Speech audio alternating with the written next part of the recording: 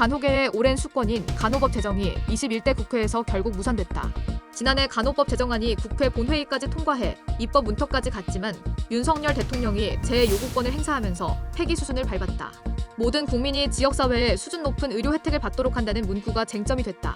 당시 의사단체 등은 지역사회라는 표현이 간호사의 단독 개원을 허용하는 근거가 된다며 반발하기도 했다.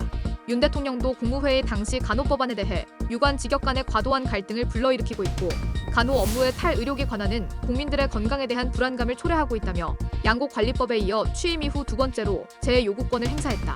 29일 21대 국회가 종료되면서 이 법안은 22대 국회가 개원하는 30일에 자동 폐기된다. 이에 대한 간호협회는 성명서를 통해 여당과 야당 그리고 정부가 수차례에 걸쳐 약속한 법안 제정 약속을 지키지 못한 것에 대해 간호계와 국민들 앞에 공식적으로 사과하고 지금 이 순간에도 혼란스러운 현장을 지키고 있는 간호사들에게 대한 관련 대책을 발표하라고 촉구했다. 이어 자칫 혼란스러운 의료 현장에 믿었던 간호계마저 정쟁으로 들어가고 간호계가 단체 행동을 하는 것은 아닐지 염려하고 있다면서 하지만 우리 간호사들은 그동안 어떤 어려움 속에서도 그래왔던 것처럼 절대 국민 곁을 떠나지 않을 것이라고 말했다.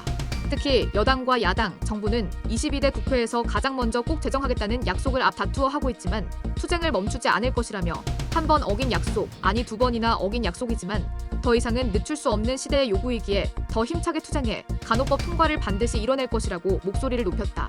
그러면서 간호법 폐기를 공식적으로 사과할 것, 간호법 제정을 당론으로 채택하고 22대 국회 개원 즉시 간호법 처리를 추진할 것, 의료개혁에 앞서 간호사를 법적으로 보호하기 위한 필수 조치 계획을 즉각 수립할 것 등 3가지 사항을 공식 요구했다. 이에 앞서 간호사들은 21대 국회에서 간호법안이 제정되지 않는다면 의료 공백 사태로 인해 정부가 진행 중인 간호사 업무 관련 시범 사업을 보이콧하겠다고 밝힌 바 있다. PA 간호사 업무가 합법화되지 않는 이상 법적 보호 조치 없는 의료 행위를 중단하겠다는 의도다. 정부는 간호법 제정이 21대 국회에서 무산된 것에 대해 조속한 시일 내 입법이 되도록 국회와 협력할 것임을 밝혔다. 박민수 보건복지부 2차관은 이날 의사 집단행동 중앙재난안전대책본부 브리핑을 열고 법안이 통과되지 못해 안타깝게 생각하며 22대 국회에서 논의하는 과정에서 시행 시기를 단축하는 방안도 논의해 조속히 현장에 적용될 수 있도록 준비해 나가겠다고 말했다. 정부는 비상진료대책의 일환으로 전공의 이탈로 발생한 의료 공백을 메우고 있는 간호사가 법적 안정성을 보장받으며 근무할 수 있도록 지원하기 위해 2월 27일부터 간호사 업무 관련 시범사업을 추진 중이다. 시범사업은 간호사가 자격별로 약 100개의 진료지원 행위를 종합병원과 수련병원에서 수행하는 것을 골자로 한다.